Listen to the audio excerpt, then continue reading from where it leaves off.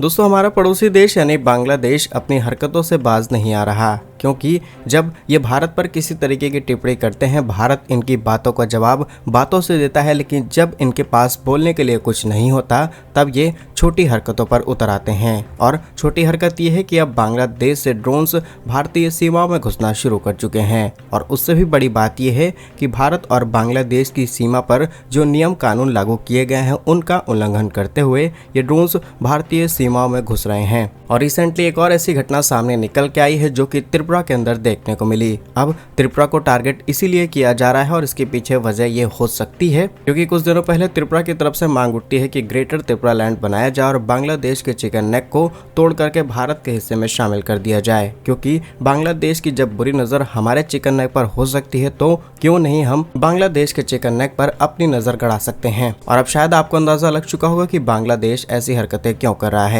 तो आइए आज की इस वीडियो में जानते हैं क्या कुछ चला है भारत बांग्लादेश सीमा पर और क्यों बांग्लादेश इतना ज्यादा बौखलाया हुआ है। यदि आपको हमारा काम पसंद आए तो वीडियो को लाइक और चैनल को सब्सक्राइब जरूर कीजिएगा। तो उससे खबर है 7 अप्रैल 2025 की, जब सुबह बलामुखा गांव जो कि त्रिपुरा के दक्षिण जिले में है और बांग्लादेश से सटी हुई सीमा के पास है। इस गांव में एक मजदूर अपने धान के खेत में जाता है, वहां पर उसे एक ड्रोन मिलता है। ड्रोन मिलते ही जैसा कि वहां के लोकल लोगों को ट्रेन किया गया है कि कोई भी ऐसी एक्टिविटी आपको मिले तो तुरंत आपको पुलिस को सूचना देनी है, क्योंकि इसमें किसी भी तरीके का विस्फोटक हो सकता है और किसी की जान जाने का खतरा भी बन सकता है। फिलहाल जैसे ही ड्रोन मिलता है इसकी जानकारी पुलिस को दी जाती है। पुलिस के बाद त्रिपुरा पुलिस और BSF यानी कि सीमा सुरक्षा बल इसकी जानकारी जुटाने में लगे हुए हैं और इसकी जांच शुरू की जा चुकी है। और सबसे बड़ी बात कि भारत बांग्लादेश सीमा से मात्र 300 से 350 मीटर अंदर ये ड्रोन देखने को मिला। लाइव हिंदुस्तान की रिपोर्ट्स के मुताबिक स्थानीय लोगों ने बताया कि पिछले कुछ दिनों से उन्हें एक ड्रोन सीमा के क्षेत्र में उड़ता हुआ दिखाई दे रहा था, बांग्लादेश की ओर से आ रहा था और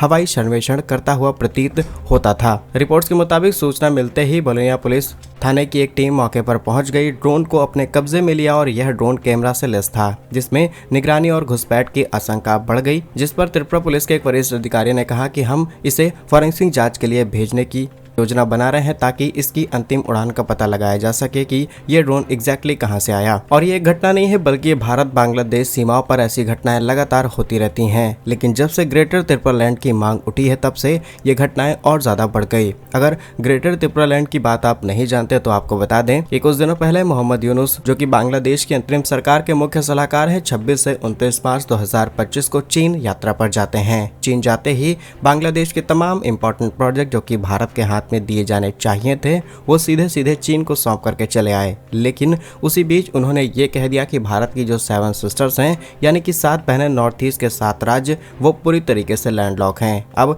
यहीं से पूरा मामला गर्म हो गया, क्योंकि जब वो भारत का हिस्सा है और जब भारत लैंडलॉक नहीं है तो आप 7 सिस्टर्स को कैसे लैंडलॉक कह सकते हैं। और इतना ही नहीं कहा गया बल्कि इतना कहने के बाद उन्होंने कहा कि भारत की जो 7 सिस्टर्स हैं इनको समुद्र तक पहुंचाने के लिए बांग्लादेश एकमात्र रक्षक बन सकता है। और इसी बात से फिर एक नई बहस शुरू हुई देश के अंदर और अलग अलग नेताओं के बयान आने शुरू हो गए। लेकिन इसमें सबसे बड़ा बयान सामने निकल कर आता है त्रिपुरा की तिपरा मोथा पार्टी की तरफ से, जहां शाही वंशज प्रद्योत किशोर की तरफ से कहा जाता है कि बांग्लादेश जो भारत पर टिप्पणियां कर रहा है, क्यों ना सही समय आ चुका है कि अब भारत के नॉर्थ ईस्ट को समुद्र की कनेक्टिविटी प्रोवाइड की जाए और बांग्लादेश के चिकन नेक का कंट्रोल अपने हाथ में ले लिया जाए, क्योंकि बांग्लादेश हमारे जिस चिकन नेक के पास चाइना को, पाकिस्तान के ISI को आने की परमिशन दे रहा है वो 20 से 22 किलोमीटर का है, जो कि हमारे नॉर्थ ईस्ट को पूरी तरीके से कनेक्ट करता है। लेकिन बांग्लादेश का चिट्टागोंग एक एरिया है जहां से बे ऑफ बंगाल की दूरी भी सिर्फ 20 से 22 किलोमीटर है और उसे बांग्लादेश का चिकन नेक कहा जाता है। और सबसे बड़ी बात की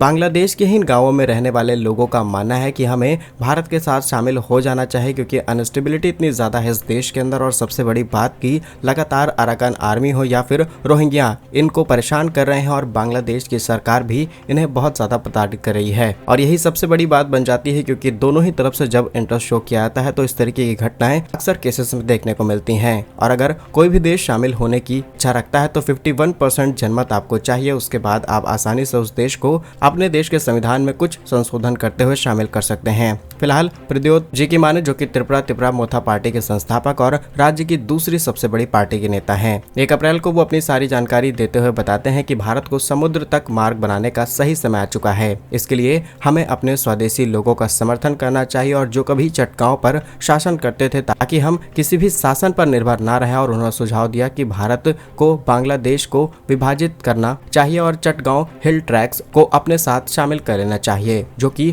13,295 स्क्वायर किलोमीटर फैला हुआ एरिया है और करीब 16 लाख लोग यहाँ पर रहते हैं। साथ ही उन्होंने बताया कि चटगांव हिल ट्रैक्स में जनजातीय त्रिपुरा, चकमा, गारो और खासी 1947 से भारत का हिस्सा बनना चाहती थी। उन्होंने कहा कि भारत की सबसे बड़ी गलती 1947 में चटगांव बंदरगाह को छोड़ना था। यूनुस सोचते हैं कि वे समुद्र के रक्षक हैं, लेकिन वास्तव में 85 साल की उम्र में ये एक अस्थायी नेता हैं। त्रिपुरा चटगांव से सिर्फ 66 किलोमीटर की दूरी पर है। अब आप खुद ही सोचिए कि इतना सब कुछ हो गया, भारत की तरफ से इतना कुछ कहा गया, तो बांग्लादेश बौखला जाएगा ही और बॉर्डर के पास ऐसी हरकतें होनी शुरू हो जाएंगी। तो त्रिपुरा भारत के 4 पूर्वोत्तर राज्यों में से एक है जो बांग्लादेश के साथ करीब 856 किलोमीटर का लंबा बॉर्डर शेयर करता है। पश्चिम बंगाल के बाद ये दूसरा सबसे बड़ा राज्य है जो कि बांग्लादेश के साथ इतना लंबा बॉर्डर शेयर करता है। त्रिपुरा 856, मेघालय 443, मिजोरम 318 और असम करीब 263 किलोमीटर का लंबा बॉर्डर शेयर करता है। जहां त्रिपुरा की सीमा के पास करीब 97% हिस्सा कांटेदार तार, जिसे हम फेंसिंग कहते हैं, उसे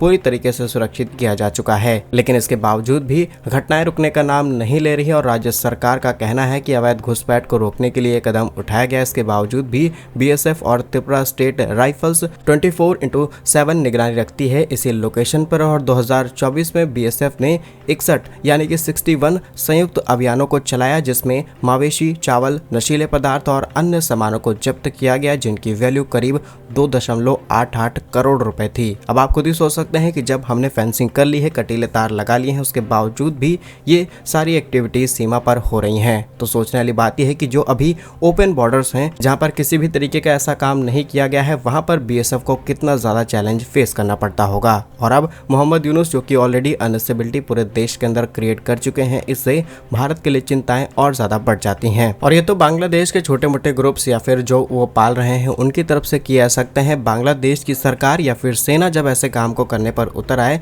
तो चिंताएं और ज्यादा बढ़ जाती हैं। आपको याद होगा कुछ महीनों पहले ही खबर सामने निकल के आती है कि बांग्लादेश की ओर से तुर्की द्वारा तैयार किए गए TB2 ड्रोन्स भारतीय सीमाओं के पास तैनात किए गए थे और कुछ वायलेशन भी किया गया था भारतीय और बांग्लादेश बॉर्डर के नियमों का। तो फिर भारत की तरफ से एक्शन लिया जाता है और कुछ सख्त आदेश दिए जाते हैं कि अगर कोई भी ऐसी एक्टिविटी आपको देखने को मिले तो आप तुरंत एक्शन ले सकते हैं। और अब शायद उसी परमिशन की जरूरत आ चुकी है, क्योंकि अगर हम इस तरीके की ओपन परमिशन नहीं देंगे तो ये हरकतें बढ़ती रहेंगी। और एक बार जब BSF ने लोगों को निशाना बनाना शुरू कर दिया, अब इसमें कुछ मासूमों की भी जान जा सकती है, जो कि दुख भरी हो सकती है और इसी वजह से BSF कुछ हद तक मजबूर हो जाती है। नहीं तो 2-4 एक्शन लेने के बाद ये सारी हरकतें भारत और बांग्लादेश पर पूरी तरीके से रुक जाएंगी। बाकी आपको क्या लगता है कि त्रिपुरा की तरफ से लिए गए एक्शन के बाद बांग्लादेश अपने इस काम को अंजाम दे रहा है या फिर कोई और तैयारी की जा रही है? कमेंट्स में अपनी राय जरूर बताइएगा। भारत कैसे ही वीडियोस पाने के लिए वीडियो को लाइक, चैनल को सब्सक्राइब जरूर कीजिए। वंदे मातरम, भारत माता की जय।